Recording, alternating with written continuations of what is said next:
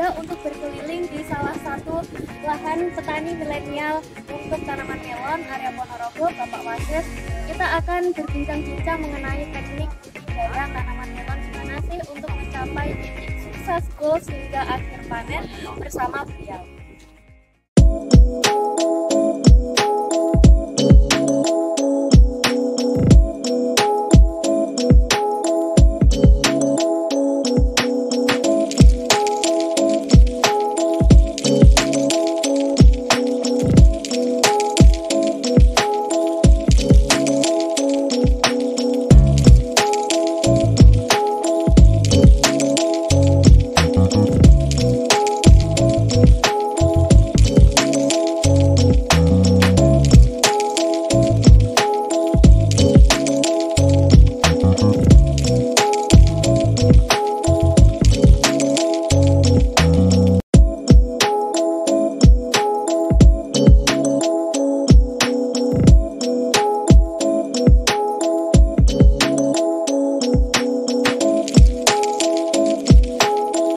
Selamat pagi sahabat petani Indonesia, kembali lagi saya Yuyun Puspitasari bersama dengan Bapak Sinten Pak?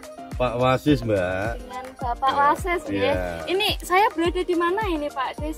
Desa Maguan, Desa Kecamatan Maguan. Sambit, Kabupaten Ponorogo. Oke, saya saat ini berada dengan Bapak Wasis, salah satu petani milenial untuk tanaman melon area Kecamatan Sambit ya Pak? Iya betul. Kabupaten Ponorogo, Jawa Timur. Iya. Hari ini kita akan belajar dan berbincang-bincang mengenai seputar tanaman melon. Gimana sih tips and trik cara budidaya melon ala Bapak Wasis ini?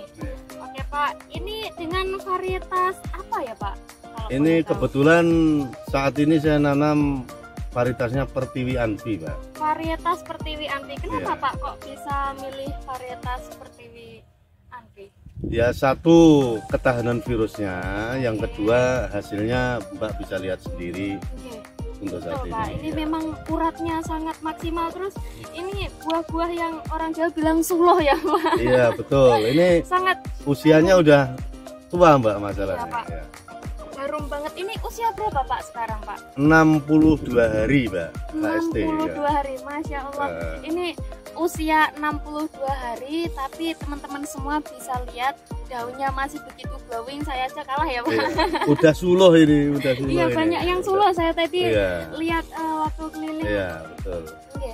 Ini secara buah tangkainya kecil ya Pak. Iya. Ya. Tipikal buah tangkainya kecil. Biasanya buah-buah yang tangkainya kecil itu lebih manis biasanya Pak ya. Ya, harum terus minim dengan tangkai basah Mbak. Minim tangkai basah betul. Hmm. Terus kemudian netnya sempurna ya Pak. Ya, Bulatnya alhamdulillah. juga bagus. Siap. Kalau boleh tahu Pak, ini ada berapa ribu batang Pak? Ya untuk saat ini semuanya kebetulan saya menanam itu 11.000 Mbak. 11.000 batang. Dan varietas yang sama ya Pak? Sama tentunya? semuanya. Varietas Pertiwi. Nah, untuk persiapan lahannya sendiri ini ukuran berapa nih Pak? Jarak Jarak tanam tanamnya? 55. 55 ya Pak, dengan ukuran lebar bedingan 2,10 m ini Mbak. 2,10 m. Dadek-dadek nih masalahnya. Iya. Iya. Dadek nih. Oke. Sebenarnya yang bagus itu 240 Mbak. 240 ya, Iya. tapi ini kita menggunakan 2,10 m. 2,10 m. Jarak tanamnya 55. Selisih Iya. 30. Soalnya dadek-dadek nih bahasane kulo. Dadek-dadek nih. Oke. Ini sistem tanam yang digunakan, saya lihat ini berbeda dengan tadi blok lahan sana dan sana Pak. Iya. Ini sistem tanam yang digunakan apa nggih? Semi telasah Pak. Semi Nek telasah. wong mriki ngarani ambyaan. Ambyaan Iya. ya. Kenapa Pak kok bisa ngambil? Ya pertama biayanya agak minim. Biayanya lebih minim. Iya, yang kedua hasilnya lebih maksimal. Lebih maksimal ya Pak. Memang kalau kita menggunakan sistem tanam engkel ya Pak, yang Iya. saya tahu dia biasa dibuahkan 1, Iya. maksimal 2. Nah kalau dibikin sistem tanam semi telasah Iya. atau ambyaan ya teman-teman, biasanya bisa dibuahkan 2 sampai 3 buah per batang ya Iya. Pak. Oke. kemudian untuk dasarannya sendiri Pak, pupuknya apa aja? Mungkin ada organik atau Ya kita organik pasti kita pakai petroganik. Yang kedua ZA, yang ketiganya Ponska, keempatnya saya pakai Belarusia ini kebetulan. Belarusia ya Pak. Fosfatnya saya pakai Belarusia ini. Jadi untuk dasarannya Bapak Wasis menggunakan pupuk petroorganik ya Pak. Petroganik ya. Kemudian pakai dari Belarusia juga Iya. dan apa tadi Pak? Ponska sama ZA. Ponska sama Punya Petro. ZA. Kemudian untuk mendorong fase vegetatif setelah disemai kan biasanya setelah dipindah tanam ada pupuk mungkin dari spray ataupun kocor yang dimasukkan, apa saja yang dengan gunakan? Ya, kalau untuk pengocoran kita pakai 16-16 plus KNO, orang bilang KNO merah itu. KNO merah. Ya, itu untuk kocor. Sama ini POC hantu saya juga pakai. POC Jimmy Hantu. Iya, untuk kocor saya juga pakai. Untuk kocoran.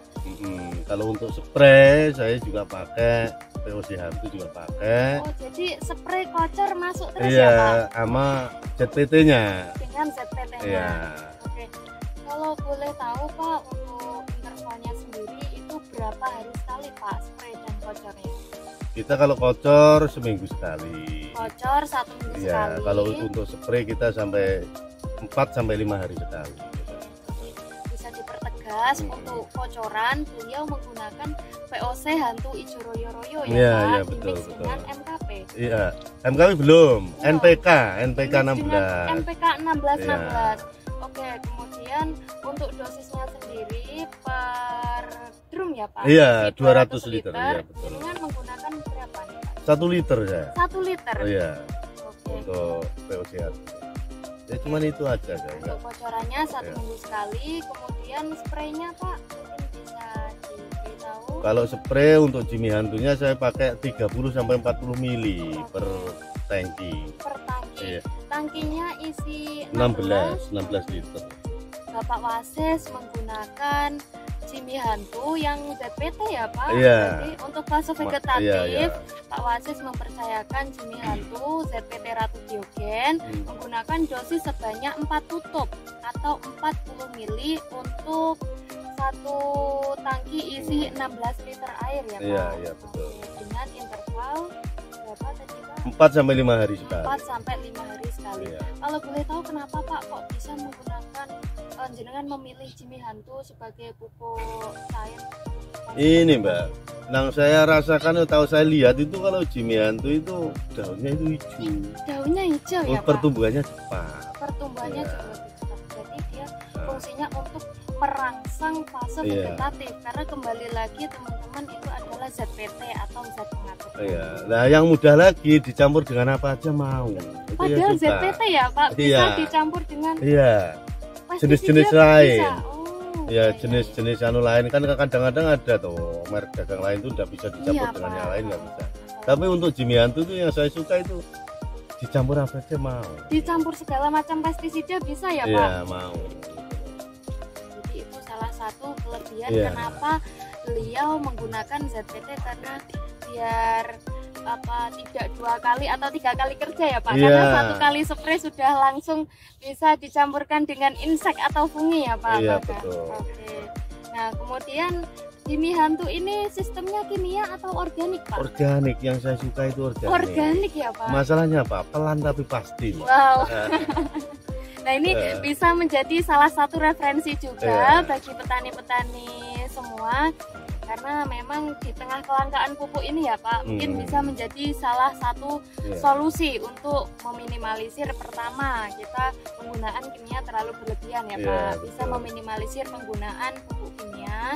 Dan yang kedua, jauh lebih aman terhadap lingkungan ya Pak. Iya, terus jangan lupa harganya merakyat. Oh, Harganya merakyat. Harganya ya. sangat merakyat ya Iya. Pak. Oke. Tuh, Oke, sejauh ini Pak, fungsinya ke daun lebih ke menghijaukan ya Pak? hijau terus ini kalau saya rasakan ini pengalaman saya sendiri ya. Jamur itu agak minim Agak minim. dibanding teman-teman yang lain loh. Bisa dilihat Mbak, ini umur 62 hari loh.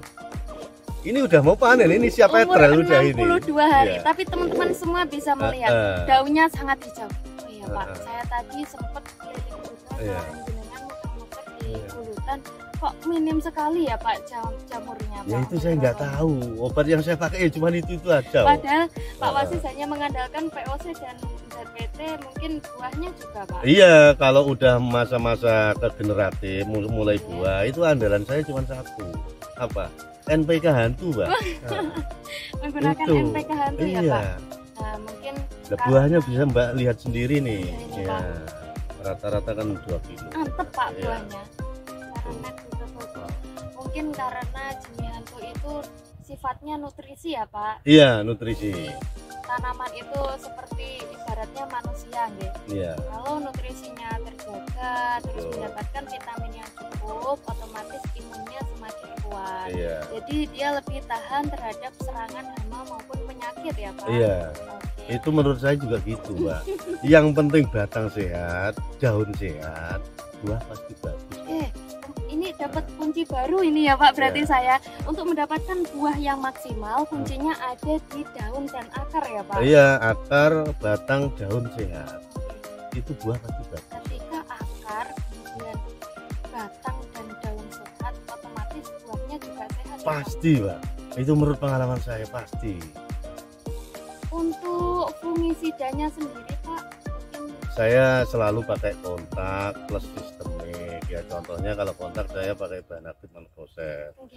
Nah kalau sistemik saya pakai kadang-kadang Anvil, Skor kalau untuk buah udah mulai buah. Jadi untuk fungisidanya beliau Pak Wasis ini menggunakan Mancozeb sebagai kontaknya ya Pak. Iya betul. Kemudian sistemiknya beliau menggunakan Anvil. Nah, Anvil ini bahan aktifnya hexaconazole ya Pak. Ya kalau nggak salah itu Mbak, saya nggak hafal. Untuk intervalnya sendiri Pak, Kalau penyepraian saya umpama hari ini nyepray, besok Iya. tuh enggak, Besok besoknya lusanya enggak, baru hari keempatnya itu oh iya. bisa dibilang 3 atau 4 hari sekali Iya. ya. Oke, berarti intervalnya jauh lebih panjang ya Pak, Iya. karena biasanya yang sering saya jumpai itu 3 hari sekali spray, bahkan di musim-musim yang rawan seperti Iya. ini 2 hari sekali Iya. kadang Pak. Ini musim kemarau Mbak di sini, Oh, jadi iya, kita agak Intervalnya iya, agak panjang. Nah, betul. selain itu mungkin pengaruh dari Jimmy hantu yang tadi ya Pak. Iya, saya rasakan loh hamanya nggak ada. Kok. Namanya nggak ada. Jadi lahan Pak Wasis ini sangat unik teman-teman. Soalnya di antara lahan sini, di blok lahan sini, itu rata-rata keluhan saat ini adalah serangan ulat. Tapi luar biasa beliau sendiri yang tidak pernah sambat mengenai ulat. Kuncinya di mana Pak? Saya itu kuncinya pertama itu lahan harus bersih Mbak. Lahan Dari harus rumput ya, Oke. harus bersih. Ya. Pembersihan gulma di lahan itu sangat penting Iya. karena berdampak pada serangan hama atau penyakit yang datang ya Pak. Iya betul, itu yang saya rasakan berapa tahun kesini itu kayak gitu. Teman-teman kan lahannya maaf ya jorok, itu kendalanya pasti ulat. Iya Pak. Tapi untuk saya ya alhamdulillah agak bersih lah. Itu saya selalu pakai ya obat ulat pasti. Ya, Abamectin dari kecil saya juga pakai. Jadi ya alhamdulillah lah. Sampai panen biasanya nggak pernah. Abamectin dari BPST itu berarti selalu ikut serta dalam ini ya Pak, setiap penyemprotan insektisida. Iya, Kenapa Pak? Jadi Pak Wasis ini selalu menyertakan bahan aktif Abamectin untuk setiap kali penyemprotan insektisida. Kalau boleh tahu Pak, kenapa kok selalu? ya kita untuk menghindari yang satu trip Mbak. Ya. Penyakit itu kan kita mengerikan. Kalau kuret itu udah iya, sama kutu-kutuan itu udah susah. Tapi kalau kita iya mix dengan Abamectin merek apapun itu saya rasakan itu agak Jauh lebih efektif iya ya, Pak? gitu loh. Oh, jadi bisa menjadi booster bahan aktif yang dimasukkan ya Pak. Iya, kalau merek dagang bebas Mbak saya. Merek dagang Saya bebas. sesuaikan dengan kantong saya. Intinya Iya. efektif itu tidak harus mahal Oh ya tidak, Pak. menurut Oke. saya tidak. Iya. Bisa di mix sendiri. Iya. Contohnya Emamectin dengan Abamectin Iya. gitu ya Pak. Dari segi Ya ulatnya. kadang-kadang obat yang murah Sidametrin saya mix dengan Abamectin ya.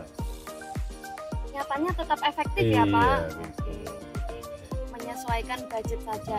Kemudian Pak, untuk fase generatifnya dengan pakai pupuk apa aja dan dosisnya berapa Pak? Ya kita kalau pemupukan itu saya pakainya itu apa itu ya, grower KCL ya, maka NU putih itu andalan untuk pembesaran buah. Oke, untuk pembesaran buah di fase generatif beliau menggunakan grower KCL dan apa Pak? KNO putih. Dan KNO putih itu dari segi kimianya ya Pak. Kemudian untuk organiknya Pak Wasis menggunakan Jimmy Hantu ya. Itu saya dari mulai tanam sampai panen kemungkinan saya 3 kali aplikasi Pak. 3 kali aplikasi ya, untuk VOC, untuk kocor ya. Kita mulai umur paling pertama ngocor umur 1 minggu, nanti 21 sama 35 biasanya saya kasih. Jadi POC-nya 1 botol per drum. Oke. 1 botol per drum itu setiap liter, 1 minggu sekali kocor, masuk terus POC hantunya ya Pak. Kemudian di fase generatif kita dampingkan, dia masuk di kocor, untuk spraynya menggunakan Jimmy Hantu yang NPK ya Pak. Ya, betul. Jadi nanti larinya dia, ini soalnya buahnya harum sekali ya Pak. Iya, udah tua Pak. Ini masak pohon Pak. Masak pohon iya. Iya. Terus batang sama daun kan masih sehat. Batang dan daun juga masih sehat. Kemudian saya lihat Pak, buahnya juga kelihatannya serempak ya Pak, besar sama kecilnya. Ya alhamdulillah, ini rata-rata ya kira-kira ya 2 kilo lebih dikit. 2 kilo lebih dikit. Kemudian Pak, untuk kendala-kendala di fase generatif mungkin Pak yang sering jenengan alami mungkin bisa menjadi referensi buat petani-petani di rumah. Kendala di fase 2 Pak. Pembuahannya kebanyakan teman-teman tuh ular. Ya saya itu untuk penyepraian itu rutin Pak. Rutin dan tepat. Kemudian ini Pak, biasanya kebanyakan petani-petani melon ada tips dan trik tersendiri untuk proses pembentukan urat Pak. Kalau jenengan gimana ini Pak? Ya rumusnya yang saya sebutkan di awal Mbak. Yang penting itu batang sehat, daun sehat, buah pasti bagus. Batang sehat, daun sehat, otomatis buah mendorong bagus. Proses pembentukan urat juga ya iya, Pak. Betul. Ya Pak. Yang lebih maksimal itu dibuahkan berapa Pak untuk fase generatif? Ya 2 Mbak. Kalau untuk semi terasa itu sebenarnya yang bagus di 2. Itu kayak di depan Mbak ini bisa 2,5 kilo, 2,5 kilo. 2,5 kilo ya. Dan saya lihat ini yang sebelahnya buah 3 itu, yang buah satunya 3. Itu paling 1,8 kalau nggak salah. 1,8 ya Pak. Sama 2 kilo, 2,5 kilo enggak sama ya. Oke, siap. Dan untuk fase generatif ini Pak, Jimmy Hantunya digunakan untuk usia berapa Pak maksimal? Ya kita nyampe sekarang masih pakai Mbak. Masih pakai. Jadi kita mulai masuk ke generatif pembuahan itu NPK itu selalu saya masukkan. Selalu dimasukkan. Iya. Minimal 3 kali aplikasi di spray ya Pak. Iya. Untuk NPK. Baik teman-teman, itu tadi seputar tips dan trik dibalik kesuksesan tanaman melon milik Bapak Wasis. Semoga menjadi referensi buat petani-petani di rumah ya Pak. Iya. Oke, mungkin Bapak Wasis punya kesan dan pesan buat petani-petani di rumah untuk teman-teman pecinta melon ini Pak. Iya, ya pesan saya kepada seluruh petani muda Indonesia, jangan takut menanam melon. Gitu. Sebetulnya menanam melon itu tidak susah kalau kita ada kemauan. Nah, kesan saya untuk Jimmy Hantu, kita mengucapkan terima kasih ke Jimmy Hantu. Ya. Semoga selalu bisa menghadirkan produk-produk yang bagus, berkualitas ya Pak. Iya betul. Jadi sesuai dengan kebutuhan petani tertolong dengan adanya produk Jimmy Hantu. Membuat kita ya lebih sukses, harga terjangkau kan itu. Intinya jangan takut menanam melon ya Pak. Iya betul. Tidak harus menggunakan obat-obatan ataupun pestisida yang mahal, karena dengan kita bisa nge-mix sendiri, kita bisa belajar, itu bisa menjadi saran juga Pak. Iya. Oke, terima kasih teman-teman semua. Semoga ilmu yang kita dapatkan hari ini bermanfaat, dan jangan lupa like dan subscribe YouTube kami. Terima kasih. Baik, itu tadi seputar tips and trik budidaya untuk tanaman melon ala petani milenial Ponorogo. Semoga bermanfaat bagi teman-teman petani semuanya. Wassalamualaikum warahmatullahi wabarakatuh.